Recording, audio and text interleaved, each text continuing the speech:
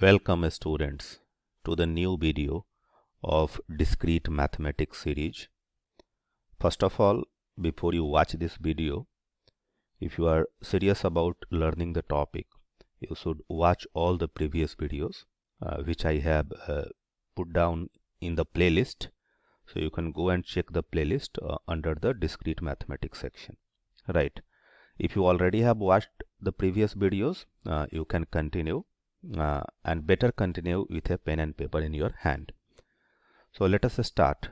First thing that in this video we are going to talk about predicates and quantifiers.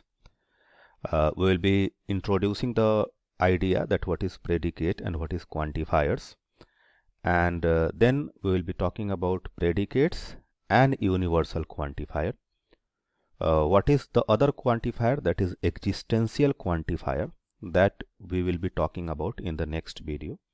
So subscribe the channel so that you don't miss the content which I will be uploading in a very sequential order. So let us talk about predicates. What happens, we come across different kind of statements like x is greater than 3, x is equal to y plus 3, x plus y is equal to z. Something like computer X is under attack by an intruder, or maybe computer X is not functioning properly.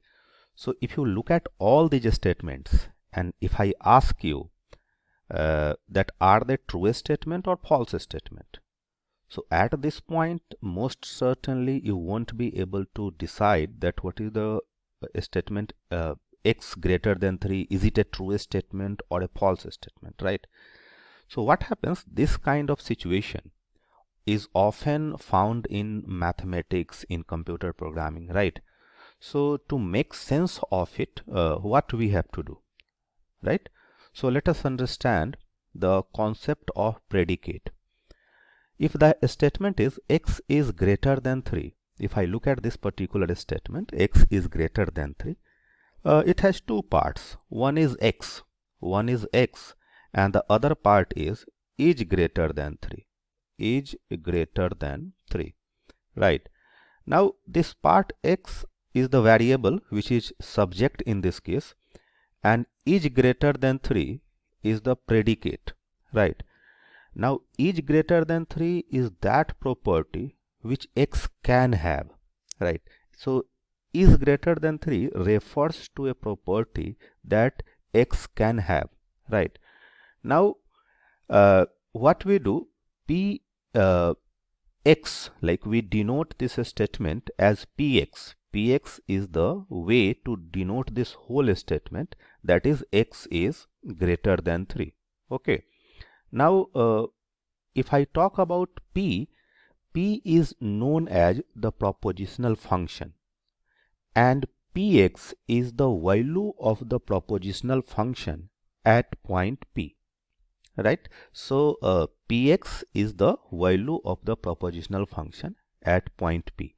The moment we assign a value to x, the px becomes a proposition, right?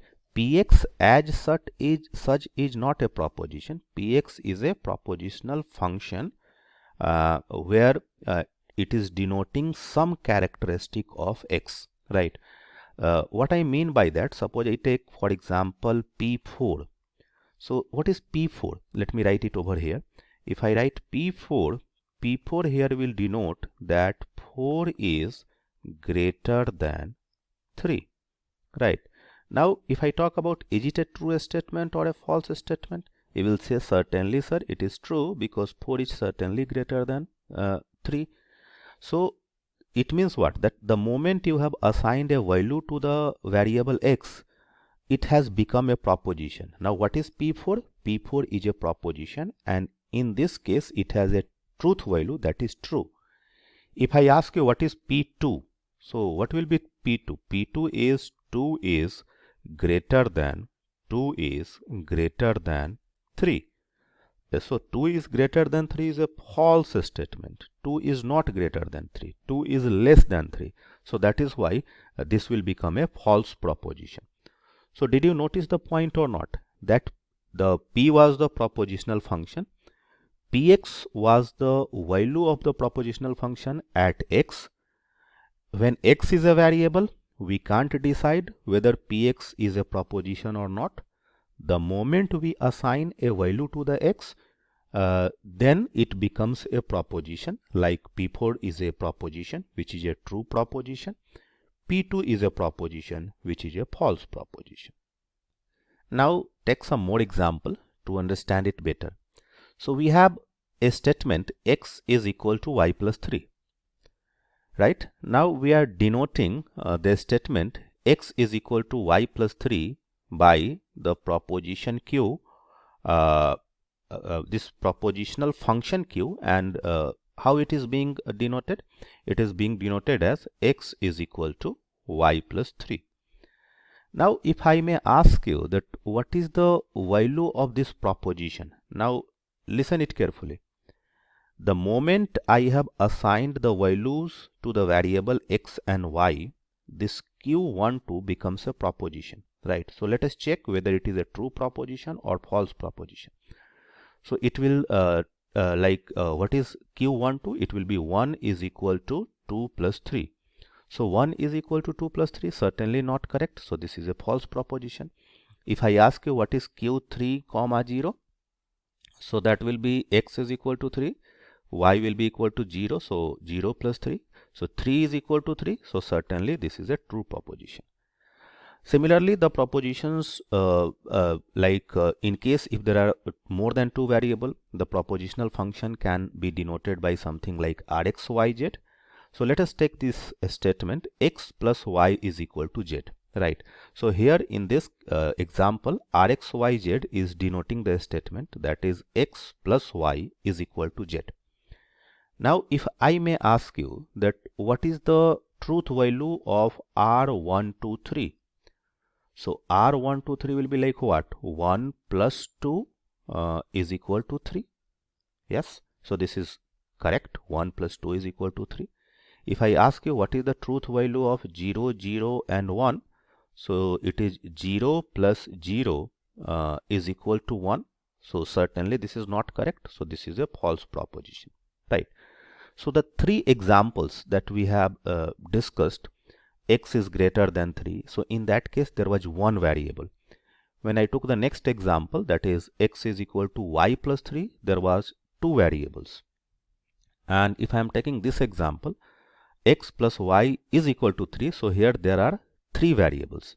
So what happens when we talk about predicates in general? The predicates can also have n variables, x1, x2, xn, and in that case the propositional function will be denoted by this kind of a statement. So if I take a statement of this form, p x1 x2 xn, this is the propositional function p at the n tuple x1 x2 xn. This p here is known as n place predicate or n array predicate. This is just a way to call this statement that this is actually at n tuple, so we are calling it n place predicate or n array predicate. Yes, I hope that is making sense to you. Now let us talk about the things called quantifiers. So first of all, you need to understand there are two types of quantifier. One is universal quantifier, another one is existential quantifier. So first let us understand what is universal quantifier. So if I write somewhere that px for all values of x in the domain. So there are two things here. First is domain. So whenever we are talking about something, first of all we should be clear that what is the domain that we are currently considering. Now the universal quantification or the universal quantifier is denoted like this, and how it is read as? It is read as for every or for all, right? So suppose somewhere I am writing for all x px. So it means what? That Px is true for every value of x in the domain. To understand this, let us take an example. So suppose I am taking an example C22. Suppose this is one section in your college or university, wherever you are studying. So C22 is a section, and in this section there are 60 students, right? Now I am making a statement and denoting it by Px, which is like x is an honest student. Now, as I already have told you that the domain here is already specified, that it is your section C22. So if I write for all x Px, what does this basically means? This basically means that every student in the section C22 is an honest student. Means if I call those students as x1, x2 up to x60, then what is Px1? What is the statement Px1? Px1 is the statement x1 is an honest student. It should be true. What is the statement Px2? Px2 means x2 is an honest student. That should also be true. Means for all the 60 value of x1, x2, x60, the proposition function should have the values, means the values should be true for every value of x1, x2 and x60. It will become false when there is one counter example. So when it will be false? If suppose out of 60 students I have got one dishonest student. So if there is just one dishonest student, in that case this proposition for all x Px will become false. Let us talk about some more example. So suppose I take the example that where I am denoting proposition as x plus 1 is greater than x, right? This is the statement Px, x plus 1 is greater than x, and I am denoting it using the quantification for all x Px. And as you can see that in this question itself they have specified that the domain is the set of real number. So is it a true a statement or a false statement? When I'm talking about this statement for all x Px. Is it a true statement or a false statement? So for this to be true, it should be true for every real value of x, because the domain that we are considering right now is the set of all real value. So certainly you will all agree that x plus 1 is greater than x for every real value of x. So this is a true a statement for all x Px is a true statement in this case. You take this example. Here the statement is qx, which is being denoted as q is less than 2.